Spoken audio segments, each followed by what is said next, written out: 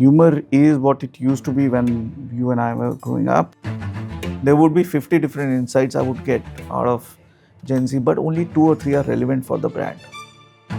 First principles is to ensure that the brand personality and identity remains the same. No one is here to reinvent a brand.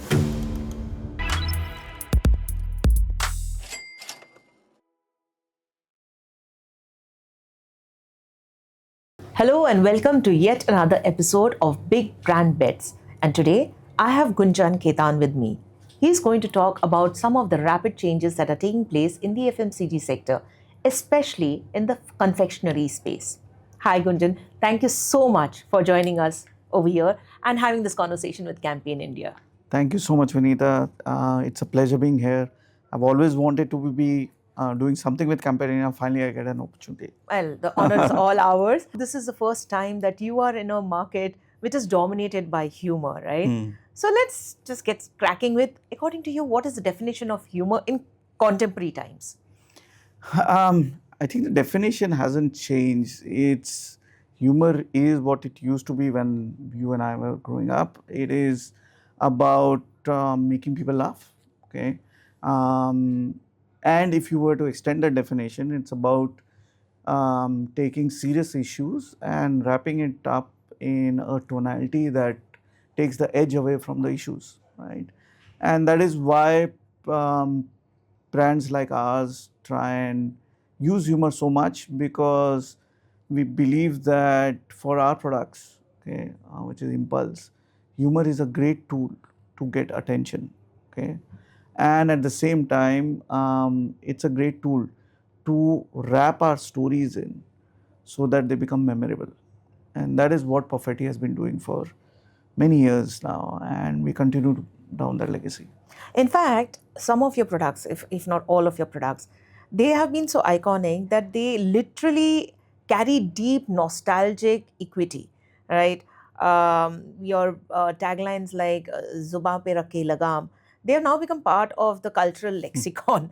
So, how are you actually now in the contemporary landscape again, balancing that kind of a emotional heritage and reinterpreting these legacy ideas for the current generation, which is just doom scrolling and they want snackable content, because you want to maintain some of the iconic ethos of those campaigns, but bring a little bit of rejuvenation into it.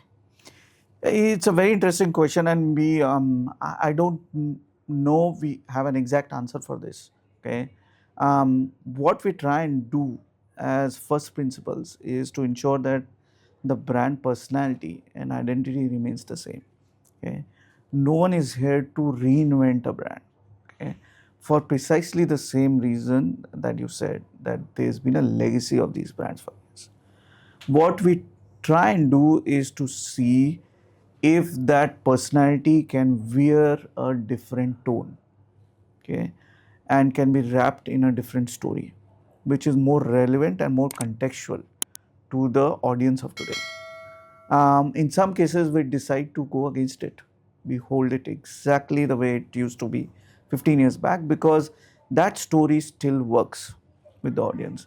Okay, when we reinvented center fruit, okay, we went back to the old advertising of Kaise Jeep Laplapai, and we didn't change a thing. It was just a different setting. Okay, but in other cases, we decide to push the envelope because of the signals we pick up from the culture and the undercurrents, right? And this is where the work we are doing on Center Fresh, where we are trying to elevate the idea of Zuba pe rakhe lagam, or rather the role of the brand from being a mouth freshener to a brand that not just freshens your mouth but freshens your mind. Okay, and therefore elevating the legacy of Zuba pe rakhe lagam, with all due respect, to Dimaag pe rakhe lagam, right?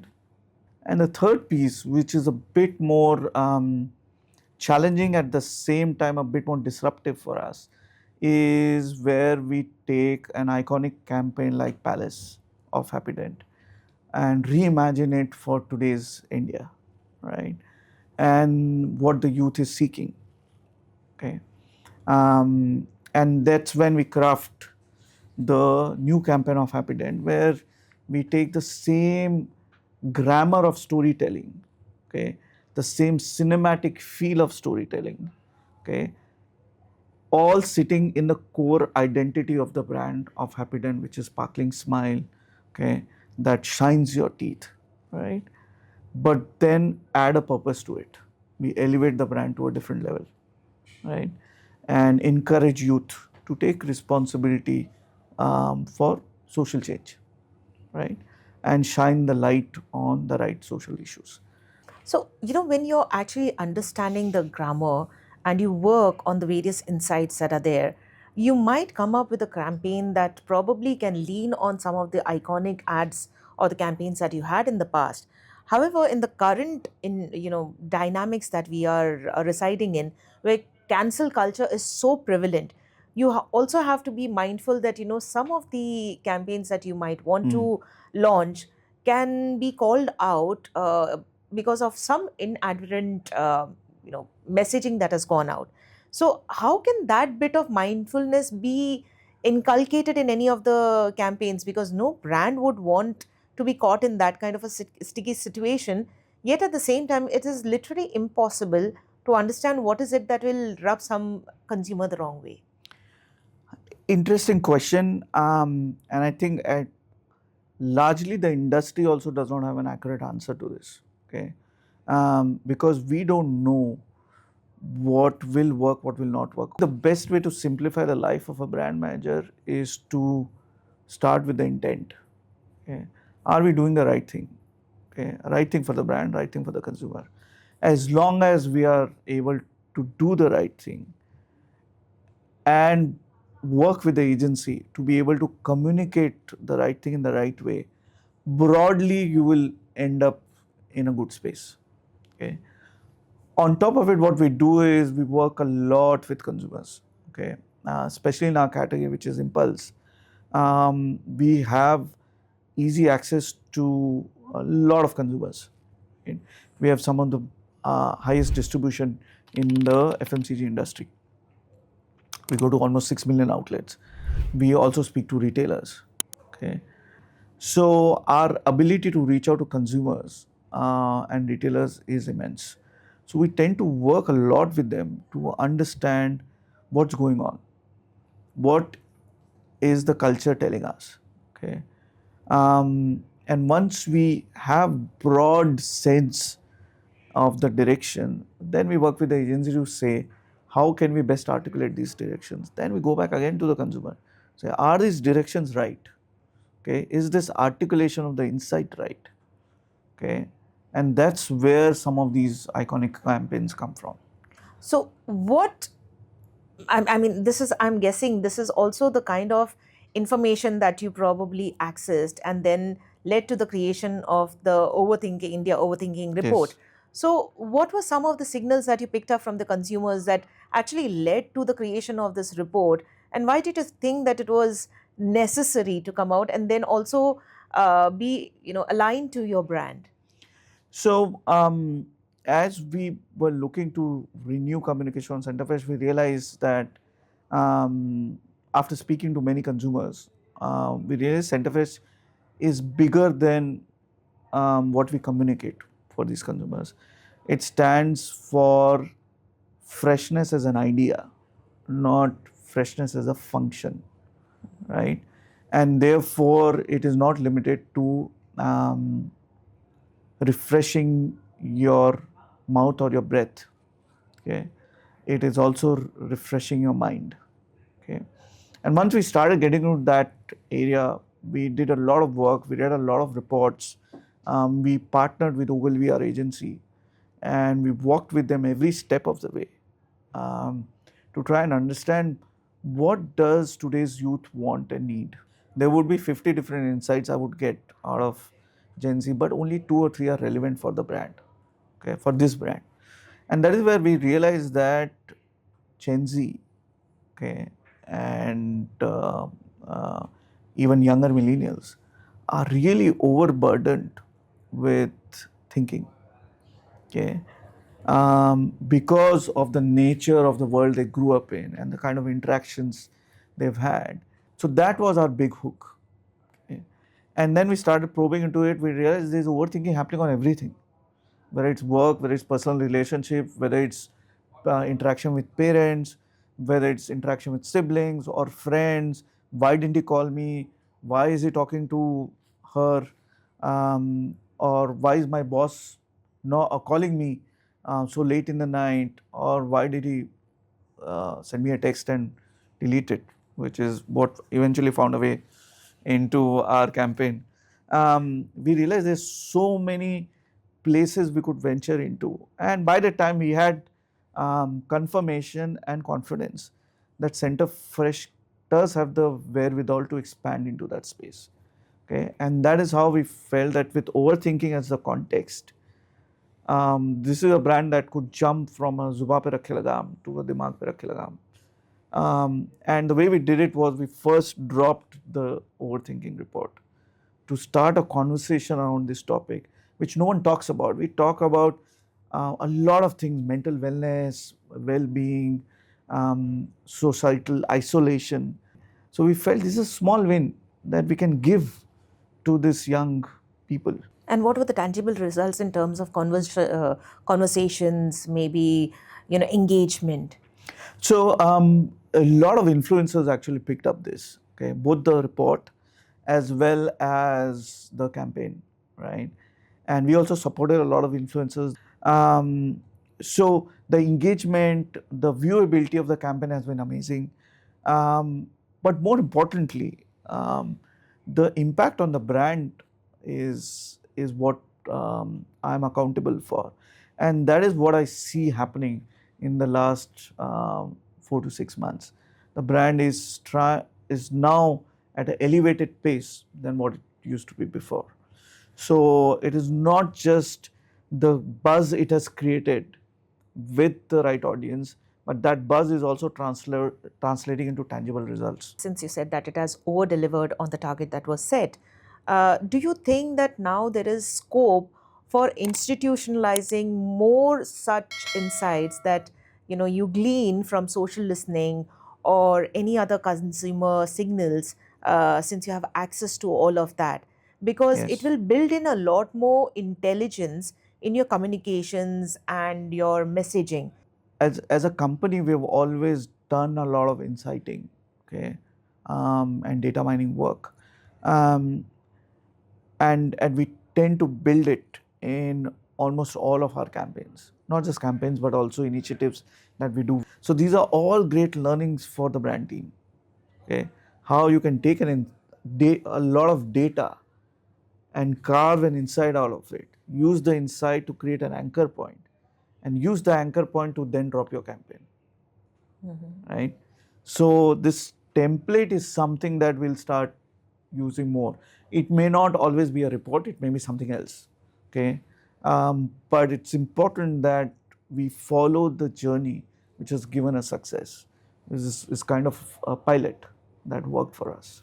In the fragmented and the overpopulated FMCG landscape, most marketers and most brands are constantly trying very hard to balance the very difficult task of building long term brand equity, Hmm.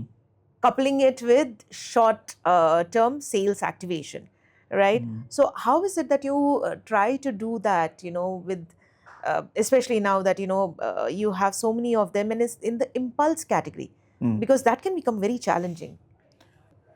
The role of a marketer fundamentally is to build a long-term brand, okay, and therefore a long-term equity play will always be the first priority, right? Because what you're trying to build is not sale for today, but sale for ages to come, okay?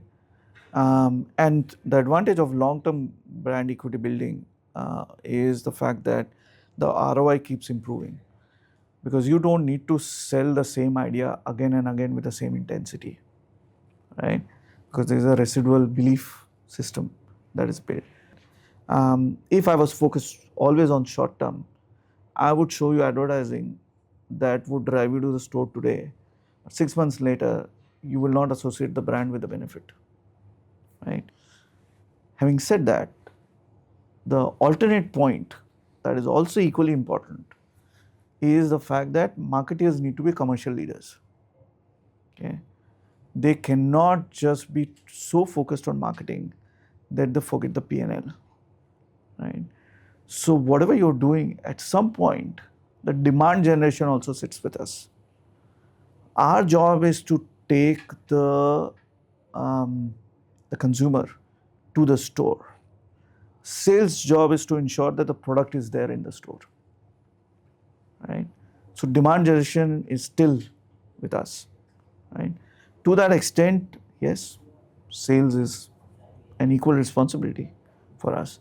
So it's always important and tough at the same time to be able to balance these two roles.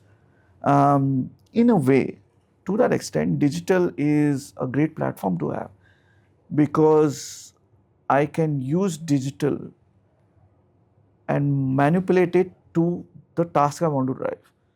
I can use it for building long term equity. I can also have targeted sales. I can say, keep a Mentos bottle in your car all the time. That's a category entry point that drives sales, right? So there are many ways in which I can skin this cat. So you have 6 million distribution points. Now that means that Perfetti has very diverse consumer base, and it also has a very diverse retail distribution base. Yes. And it has to create some kind of stickiness for both of them differently.